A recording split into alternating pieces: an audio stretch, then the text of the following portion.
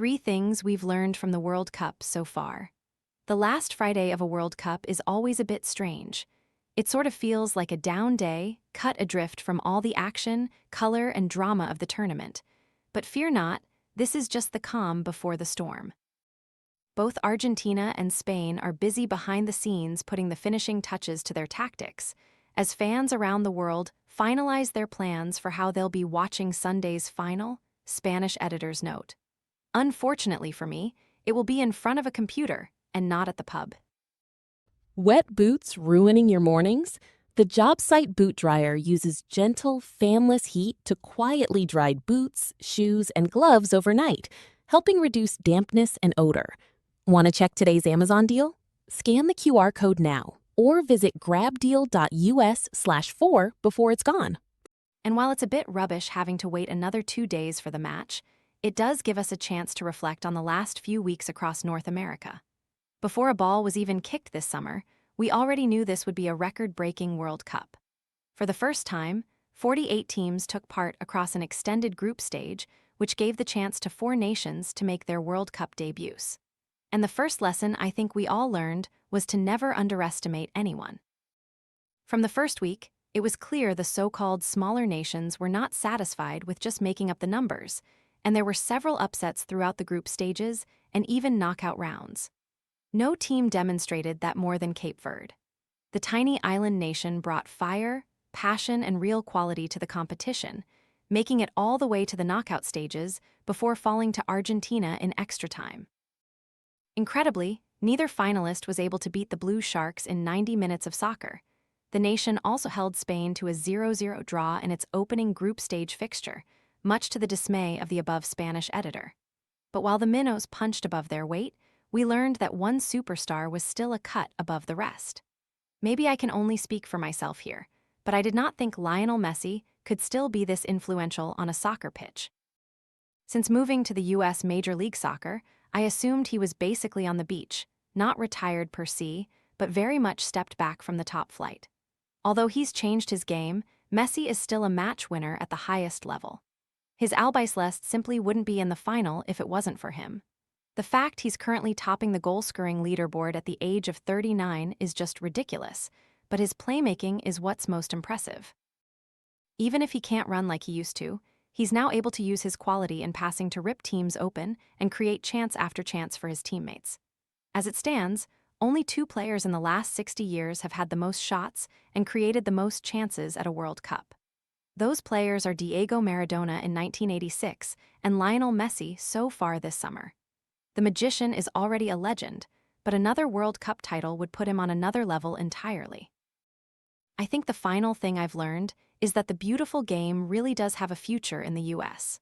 For years, I've heard about efforts to raise the sport's popularity in the country and how investment in MLS was going to alter the direction of the sport. David Beckham and Zlatan Ibrahimovic came and went, both adding more eyeballs, but not really inspiring a grassroots movement. And while it's too early to predict the tournament's legacy, things do feel different. Now that the entirety of America has been able to see the game with its own eyes, hear the atmosphere, and meet fans from around the world, it feels like the penny has dropped. And there are stats to prove it as well. The USA's final game against Belgium was the most-watched soccer match in the nation's television history as the country fell in love with the squad. Though there are challenges to growing the game at the grassroots level, it will be fascinating to see how many of these new fans return for the next World Cup in 4 years' time. Fingers crossed it will be most of you.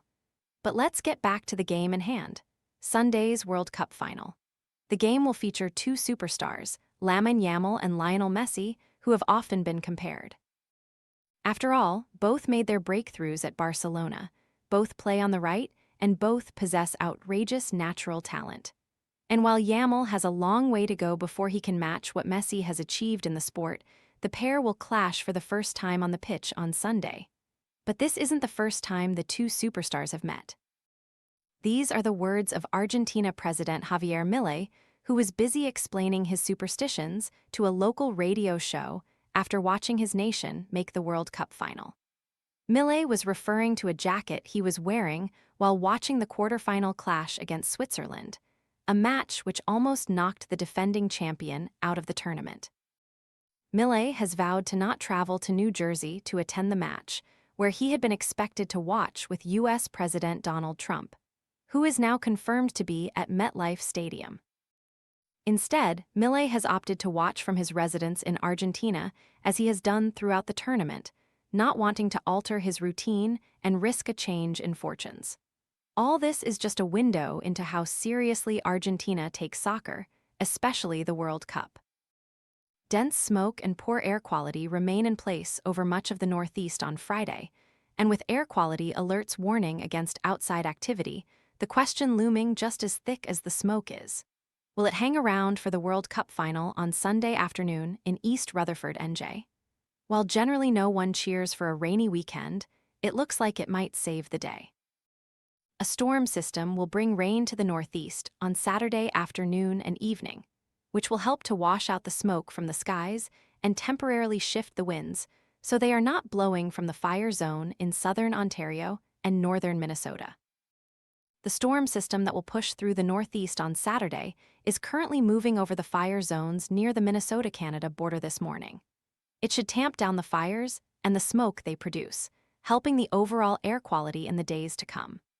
The storms in New York City Saturday afternoon and evening could produce some heavy downpours and a risk for brief flash flooding in urban areas, but should clear the area by Sunday morning. This should set the stage for pleasant conditions on Sunday afternoon for the match between Argentina and Spain, with temperatures in the low 80s. Skies should be clear, though potentially still hazy from lingering smoke less close to the ground, but the air quality should be much better than the past couple of days. Just when you think the U.S. couldn't possibly have more influence on the World Cup, FIFA has another ace up its sleeve. In addition to the trophy and gold medals, the winners of this year's World Cup will also receive a championship ring for their achievement. In a nod to sporting tradition in the United States, each player will be given a bespoke ring, which will be custom-fitted and awarded to the players at a later date. One does wonder whether this could be at the White House in a meeting with Donald Trump. Just a theory. The captain and head coach will receive temporary rings after the final itself, but these will later be replaced. The ring will feature the World Cup trophy and a design to reflect the winning nation.